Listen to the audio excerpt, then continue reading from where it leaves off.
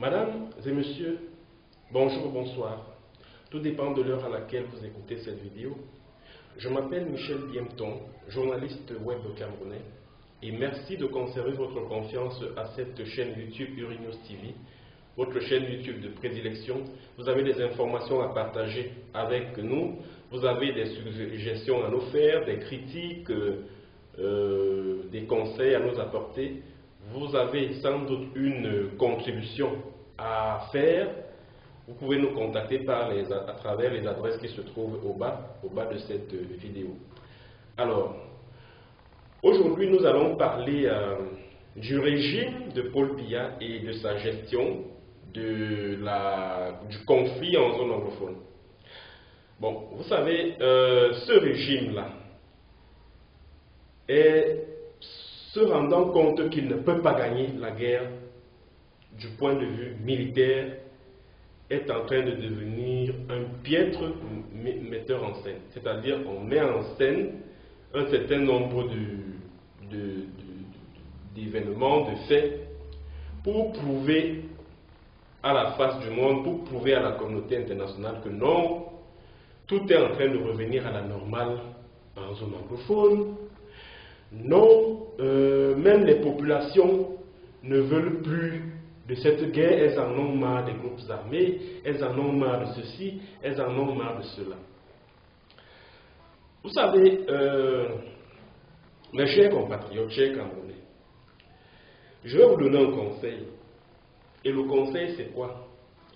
C'est qu'il faut prier pour cette bande de voyous qui est à la tête de la République du Cameroun. Il faut beaucoup prier pour cette Cosa Nostra qui a fait même passe sur le Cameroun, depuis 37 ans. Parce qu'il n'y a qu'un régime voyou et irresponsable qui peut s'attacher les services d'escrocs, de fémans et autres pour commettre un certain nombre de sales besoins. Vraiment, il n'y a qu'un régime voyou pour dealer avec des voyous. Pourquoi je le dis? Bon, je vais repartir avant d'en arriver au cœur du sujet. Je vais commencer par la genèse. Quand la crise anglophone a éclaté, nous tous nous connaissons ce que les anglophones revendiquent. Vraiment, il faut être de mauvaise foi pour ne pas savoir que ce que les anglophones revendiquent, c'est que la République du Cameroun, qui est membre des Nations Unies depuis le 20 mai 1960, cette République du Cameroun-là, dont je suis originaire, doit restituer au Southern Cameroun, c'est-à-dire ce qui est considéré aujourd'hui de manière tout à fait abusive comme étant les régions du nord-ouest et du sud-ouest, son indépendance, sa souveraineté, puisque c'est l'ONU qui a accordé l'indépendance au Southern Cameroun. Aujourd'hui, on ne sait pas trop sur la base de quel texte de droit international la République du Cameroun clame sa souveraineté sur le Southern Cameroun au point d'en faire ces deux régions du nord-ouest et du sud-ouest. Ce que les anglophones revendiquent à la République du Cameroun, c'est que cette dernière respecte la frontière qui la sépare du Southern Cameroun. Or, qu'est-ce que le régime de Yaoundé fait? Le régime de Yaoundé n'a fait que faire n'a usé que de ce qu'il sait faire.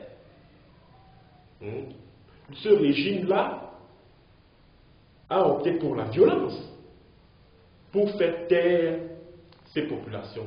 Et ce régime-là a cru qu'en déversant des contingents de billes, de bétap et de bim en zone anglophone, ce peuple-là allait se taire. Aujourd'hui, ils se rendent compte que ce peuple-là est soudé et uni pour défendre son droit, pour défendre sa liberté, pour défendre son droit d'autodétermination.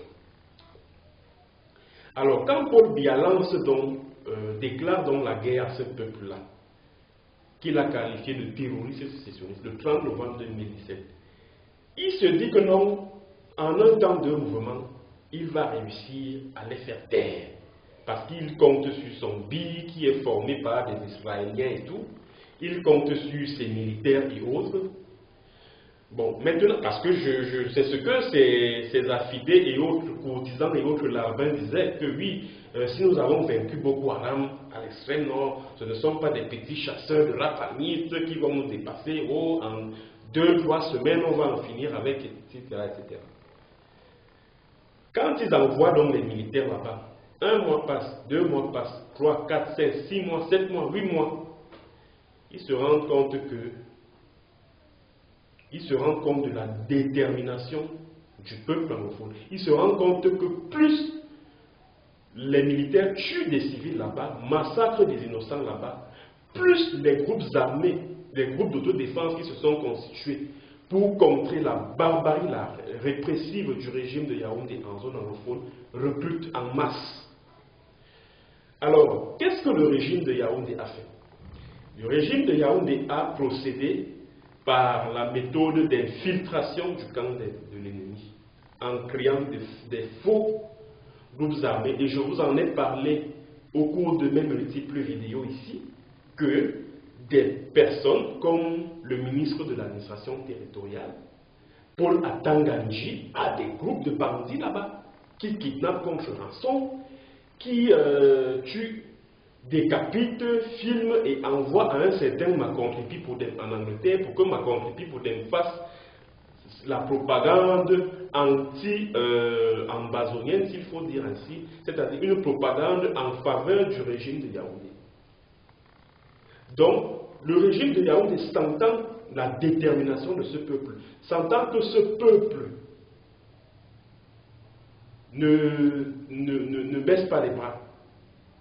Il reste soudé et uni autour de son objectif, à savoir reconquérir l'état du Southern Cameroun qui lui a été volé par la France et par la République du Cameroun.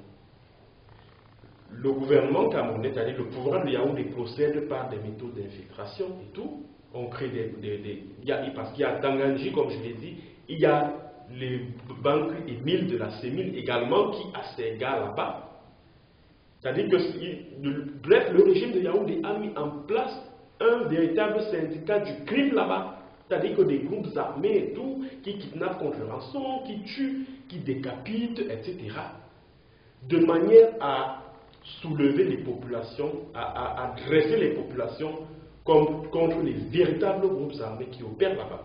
Ça, je l'ai amplement démontré au cours de mes vidéos. Bon, ils ont de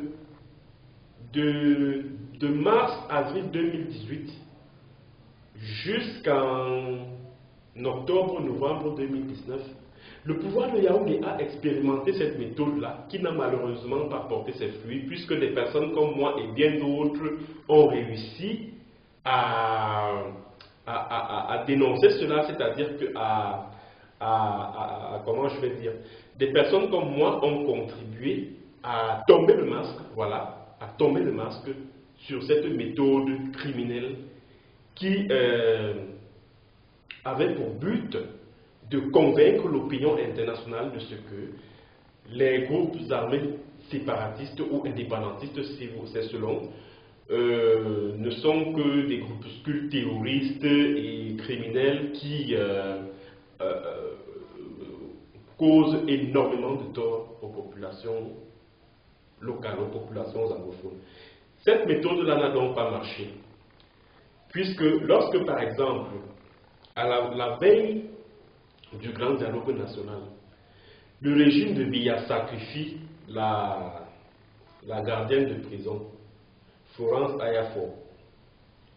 Ce sont parce que, en tuant Florence Ayafor, le régime de Yaoundé a voulu donner l'impression au cours de ce grand dialogue aux diplomates occidentaux qui étaient présents à ces travaux-là, que pendant qu'on invite les séparatistes à venir au grand dialogue, voilà ce qu'ils passent leur temps à faire sur le terrain. Ils tuent des fonctionnaires de l'État, ils égorgent, ils font ci, ils font ça. Maintenant, quand les États-Unis leur demandent de mener des enquêtes, de rattraper les coupables et de les juger, puisque quand les États-Unis le disent, ils savent que les coupables sont à portée de main du régime de Yaoundé. Donc les coupables sont proches, du moins les présumés coupables, sont proches du pouvoir de Yaoundé. Qu'est-ce que le pouvoir de Yaoundé fait? Il persiste dans cette méthode-là où tuer des fonctionnaires de police anglophones qui ne sont pas d'accord avec cette guerre-là. Parce que la plupart des militaires, policiers, gendarmes, gardiens de prison qui ont été tués, égorgés, filmés, de manière à ce qu'on puisse être convaincu, de manière à convaincre la communauté internationale de ce que ce sont les séparatistes qui le font, parce qu'ils ne sont pas, parce que leur cible privilégiée, ce sont des hommes en tenue. La plupart, ce sont des anglophones qui sont soupçonnés d'être, ou alors d'avoir des comportements, des attitudes ou des propos qui les rapprochent de la mouvance indépendantiste. Il faut le savoir. Quand le régime maintenant, le régime de Biya se rend compte que cette méthode n'a pas fonctionné, les États-Unis décident de suspendre le Cameroun, la République du Cameroun, du programme de coopération commerciale appelé AGOA. Les États-Unis pressent le Cameroun de s'asseoir sur la même table de négociation avec les séparatistes, avec au milieu la médiation suisse. Le pouvoir de Yaoundé se sent donc acculé. Qu'est-ce qu'il faut faire? Il faut donner l'impression que non, vraiment, la guerre est déjà en train de finir. Les populations en ont marre. Vraiment, les choses reviennent progressivement à la normale. Mais, quand je vous disais que de prier pour les dirigeants camerounais, parce qu'ils sont des voyous, des gangsters et ne traitent qu'avec leurs acolytes, c'est par rapport à cette histoire de rapatriement de 87 réfugiés là. Parce que ça entre dans le cadre de la mise en scène d'un fait, d'un événement qui puisse convaincre l'opinion internationale de ce que la guerre est déjà en train de finir. La preuve, voilà les réfugiés qui sont déjà en train de retourner chez eux, etc., etc. Mais sauf que pour le faire, le pouvoir de Yaoundé s'est attaché les services d'un certain Sorcès Nkongo. Chers compatriotes, chers Camerounais, ce que vous devez savoir sur Sorcès Nkongo, c'est que Sorcès Nkongo, c'est un escroc, un voyou. Sorcès Nkongo, c'est quelqu'un, c'est un féminin, c'est quelqu'un de moralité douteuse. Et c'est quelqu'un, en plus de cela, c'est un individu qui, dès le déclenchement de la crise, travaillait déjà en étroite collaboration avec le pouvoir de Yaoundé.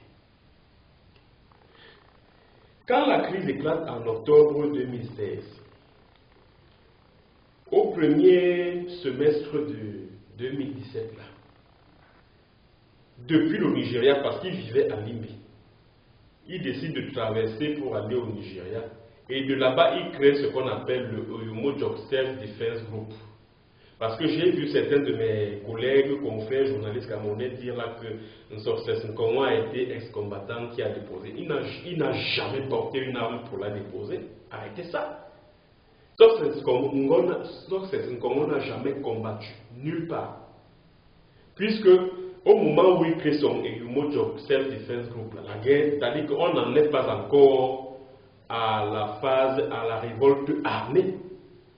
Donc il n'a jamais porté les armes, il n'a jamais, c'est-à-dire qu'il n'a jamais conduit quelque opération que ce soit contre l'armée camerounaise. Il faut arrêter ça. C'est un imposteur. Alors il crée ce machin-là, il entre en contact avec Ayabacho Lucas, qui est le patron des Amazonian Defense Force. Ayabacho lui envoie de l'argent, il envoie, pour acheter de l'armement, pour acheter les armes, les munitions, tout ça.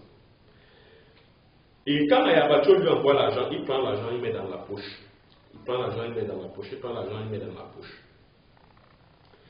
Alors, quand Ayabacho arrive au Nigeria pour le SCACUF, donc le Southern Cameroon Ambazonia United Front, quelque chose comme ça, qui a porté Sissi Kwayo Tabe à sa tête, Success Nkongo était là parce qu'il travaillait déjà avec la présidence de la République Success Nkongo pour infiltrer les mouvements indépendantistes le mouvement indépendantiste depuis le Nigeria, pour épier les mouvements de Sisiku Ayutabe et tout son staff, etc. etc. C'était ça parce que c'est un indique même à la limite.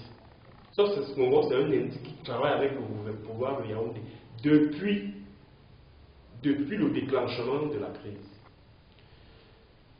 Et je vais même vous dire que ce Success Nkongo est de ceux-là qui ont organisé la réunion au Nera Hotel le 5 janvier 2018, réunion au cours de laquelle Ayoub Tabe Sisiku et 9 membres de son staff dirigeant ont été enlevés par les services secrets nigérians et confiés à la division de la sécurité militaire qui l'a ramené à Yaoundé le 26 janvier 2018.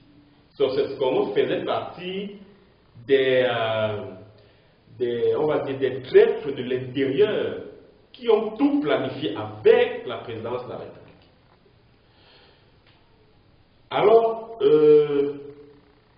aujourd'hui, on nous présente Success Nkongo comme étant un ex-combattant qui a ramené 87 réfugiés au Nigeria, du Nigeria, etc. Moi, je vais vous dire, d'après des informations que moi j'ai eues, Success Nkongo, d'abord les 87 là, en dehors de lui, Success Nkongo, qui a eu le statut de réfugié parce que quand Ayabacho le menaçait, il allait se plaindre à la police, tout ça là, qu'il est persécuté dans son pays pour ses opinions politiques. Donc, Success Nkongo n'a jamais été réfugié du fait de la guerre. Donc, il n'a jamais fui la guerre pour se retrouver au Nigeria. Jamais. Ça, il faut que vous le reteniez. Success Nkongo a eu son statut de réfugié dans des conditions que l'on sait et que je viens de vous expliquer. Et c'est le seul qui était réfugié là. Le reste là, la plupart, c'est des gars qui vivaient au Bénin. Et c'est des francophones, s'il vous plaît. C'est des francophones qui vivaient au Bénin. Ils vivaient au Bénin, Success Nkongo est allé les rencontrer là-bas. Oui, parce qu'ils travaillaient déjà en étroite collaboration avec le gouvernement camerounais. Pareil pour Nambere. Nambere, lui, comme il a été un gars du pays, donc on l'a envoyé dans la révolution anglophone pour l'infiltrer. Bon, maintenant, comme il a réussi à gagner la confiance du interim government qui est dirigé par Dr Sako, le interim government l'a envoyé en mission au Nigeria pour un certain nombre de choses. Arrivé au Nigeria, il logeait dans un hôtel là-bas. Le interim government lui envoyait de l'argent, mais il ne remplissait pas la mission qui lui a été assignée. Et maintenant, quand le interim government le met de côté, il se retourne maintenant. Général Nambere se retourne contre le interim government. Et je rappelle que le général Nambere est allé d'un camp à un autre. Il était d'abord à Niasoso, chez les Bakossi, là chez lui-même, dans le coupé Manengouba. Il est parti de là parce qu'il a détourné de l'argent que la diaspora avait envoyé pour ses combattants et pour la population et tout. Et il était même devenu wanted dans le village où il a créé son groupe armé. Après, il s'est retrouvé à Batibo, où il a également eu des petits soucis. Puis, c'est de Batibo qu'on l'a envoyé au Nigeria. Donc, vous voyez, c'est des gens comme ça là, qui n'ont jamais mené le moindre combat du tout. Ce sont eux que le pouvoir de Yaoundé présente aux Camerounais comme étant, oh, ils ont déposé les armes, oh, ils sont revenus à la raison. Ils sont revenus à quelle raison? C'est des gens qui travaillaient avec le pouvoir de Yaoundé. C'est des gens que le régime de Biya a infiltrés au sein de la révolution anglophone. Bon, aujourd'hui, les Success Nkongo, les Nambere partent ramasser des gens, des francophones pour la plupart. Attendez, et même en Nigeria, attendez, je vais vous montrer la photo d'un Nigérian qui est le chauffeur de Success Nkongo. Je vais vous montrer sa photo. Attendez un instant là. C'est son chauffeur et qui est même son voisin au Nigeria. Voilà, là voici. Vous avez vu? À l'aéroport, le bonhomme-ci. Vous avez vu? Le voici. Olo. Il s'appelle Ulo. Ulo, c'est le chauffeur de Success qui est nigérian. Hein? Vous avez regardé le reportage à la télé, on vous dit que oh, des réfugiés, machin, truc, alors qu'il y a des Nigérians parmi. Chers compatriotes, vous devez comprendre que dans cette affaire de rapatriement des réfugiés nigérians, là, vous avez été escroqués. Le régime de Biya a fait ce qu'il sait faire le mieux, escroquer le peuple camerounais. Et à Tanganji, j'espère qu'il écoute cette vidéo et qu'il a donné de l'argent. Il va devoir justifier cet argent-là, l'argent qu'il a dépensé pour cette opération, parce qu'il s'agit d'un détournement de fonds.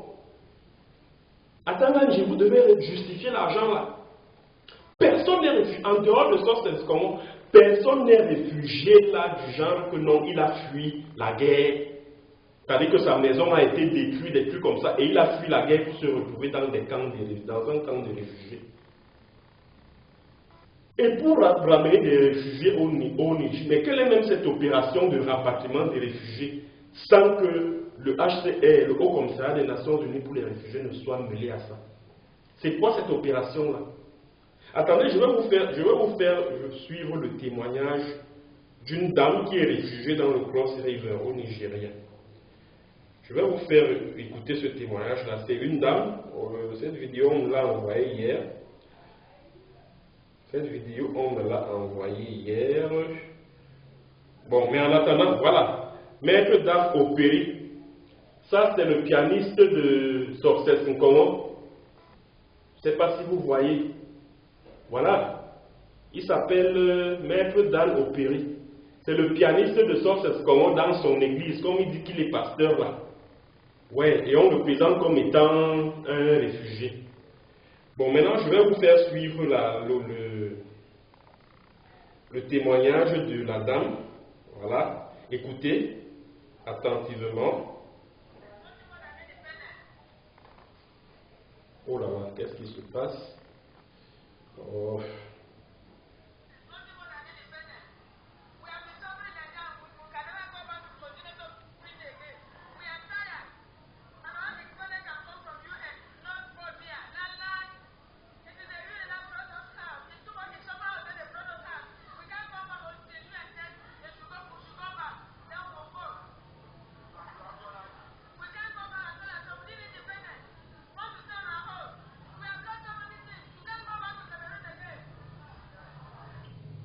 Voilà. J'espère que vous avez écouté la dame qui est réfugiée, hein, une vraie réfugiée au Nigeria, qui témoigne et qui dit que nous avons perdu tellement de choses que nous ne pouvons plus rentrer au Cameroun, parce que ce n'est pas Paul Biya qui doit nous demander de rentrer au Cameroun, c'est bien les Nations Unies qui doivent nous dire, écoutez, la guerre est finie chez vous, vous pouvez rentrer. C'est ce que la dame vient de dire là, en anglais. Donc quand le pouvoir de Yaoundé, à travers certains organes de presse, ment aux Camerounais, pour dire que non, on a rapatrié 87 réfugiés au Cameroun. Est-ce que le HCR a supervisé ce rapatriement? Ça veut tout simplement dire que ce ne sont pas des réfugiés du tout. Ce ne sont pas des réfugiés. Et comme je vous l'ai dit, c'est des francophones, pour la plupart, c'est des francophones. Et vous avez pu voir la dame qui était bien habillée, bien coiffée, avec des rastas et tout, et un petit garçon. Je ne sais pas si c'était un petit garçon ou une petite fille en main. C'est la copine de Success Nkomo. Que le pouvoir de Yaoundé se rende donc compte que Success Nkomo l'a tout simplement floué et escroqué. Aussi simple que ça. Mais le pouvoir de Yaoundé est conscient de tout ça. Parce que son objectif c'était quoi? De donner l'impression que la situation revient à la normale, que l'ONU n'a pas besoin d'intervenir et tout, vraiment tout est en train de se normaliser, surtout qu'ils ont déjà commencé par utiliser le cardinal Christian Toumi qui a raconté toutes ces choses-là, que non, tout s'améliore et tout, et tout, et tout, et tout. Alors, pour parfaire donc la manipulation, le pouvoir de Yaoundé est allé, je ne sais pas si vous vous souvenez de ce qui s'est passé dans un village appelé Balikoumbat, au nord-ouest, si on ne peut pas appeler ça comme ça, parce que pour moi c'est Southern Cameroun. Mais bon, parlons nord-ouest pour être mieux compris. Le 3 janvier dernier, vous avez sans doute observé sur les réseaux sociaux, Facebook partout, et même lu certains sites d'information, que la population de Balikumbat se soulève contre les terroristes sécessionnistes. Ils commencent à détruire des camps, ils commencent à faire ci, ils commencent à faire ça. Bon, j'ai observé tout ça, et comme à mon habitude, j'ai usé de ce qui me caractérise, à savoir le flair du doute. J'ai commencé à douter, je me suis dit, voilà, il faut que j'investigue sur cette affaire. Et après mes investigations, je me suis rendu compte que ce qui s'est passé à Balikumbat, c'était quelque chose de bien planifié depuis la présidence de la République à Yaoundé. C'était très bien planifié par la présidence de la République, par Paul Atanganji et par les élites RDPC de Balikumbat, en complicité avec le chef traditionnel de Bakossi. Non, pas de Bakossi, comment on appelle ce peuple? Babungo, voilà. Excusez-moi, c'est le peuple Babungo qui y vit. Et le chef traditionnel de là-bas a été mis à contribution. Alors, qu'est-ce qui se passe? Le chef Babungo a réuni un certain nombre de personnes là pour aller manifester. Par contre, on a remis des branchages parce que vous avez vu les images, il y avait des jeunes, des moins jeunes, des femmes, des personnes âgées et tout. On leur a remis des branchages pour aller manifester. On les a réunis dans un endroit où ils ont formé une haie, ils manifestaient et tout. Mais ce qui a échappé à plus d'un, c'est que pendant que les populations étaient en train de manifester, il y avait des militaires, des gars du BI, une vingtaine ou une trentaine, qui étaient tout autour de la population, qui encadraient. Moi, j'avais déjà l'information selon laquelle c'est une histoire qui a été bien planifiée, bien montée. Bon, c'est vrai que mes sources m'ont également révélé que de l'argent a été mis en jeu. Bon, je n'ai pas des évidences, des témoignages à propos, mais je ne doute pas un seul instant que cela ait été le cas. Je ne doute pas un seul instant que le pouvoir de Yaoundé ait mis de l'argent en contribution pour monter un groupe de personnes au sein de cette population de Balikumbat pour venir mettre en scène une manifestation des populations qui disent que non, elles en ont marre de la guerre, oh, que vraiment, elles en ont marre des terroristes sécessionnistes, oh, ceci, oh, cela. Pourtant, nous savons tous que ceux-là même qui font plus de mal à la population anglophone là-bas, ce sont les soldats camerounais. Mais aujourd'hui, on veut nous faire croire que ce sont les groupes armés séparatistes, bon, que je n'absous pas, parce que là-dedans, vous trouvez parfois des éléments qui sont égarés, qui se mettent à causer du tort à la population et tout. Et même des éléments qui sont infiltrés par le pouvoir de Yaoundé. C'est-à-dire qu'on les envoie, ils font comme s'ils étaient des combattants, alors qu'ils sont là pour une mission bien précise, à savoir kidnapper contre rançon, tout ça là. Et ce qui a échappé à plus d'un don, comme je le disais, c'est que les soldats étaient tout autour, puisque la vidéo amateur qui a filmé cette scène et a envoyé à la CIA TV a bel et bien montré ces billes et autres qui étaient présents. Donc ça veut dire que les populations de Balikumbat n'ont pas manifesté d'elles-mêmes. Ah oui, les populations de Balikumbat n'ont pas manifesté par elles-mêmes. Elles y ont été contraintes. Aussi simple que ça. Elles ont été contraintes à le faire. Parce qu'il fallait venir réunir les populations, filmer, les faire manifester leur ras-le-bol vis-à-vis des séparatistes qui font ceci, qui font cela. Maintenant, filmer, envoyer sur les réseaux sociaux, envoyer à la scientifique. Et ce qui est curieux, c'est que les toutes premières personnes à diffuser cette information en temps réel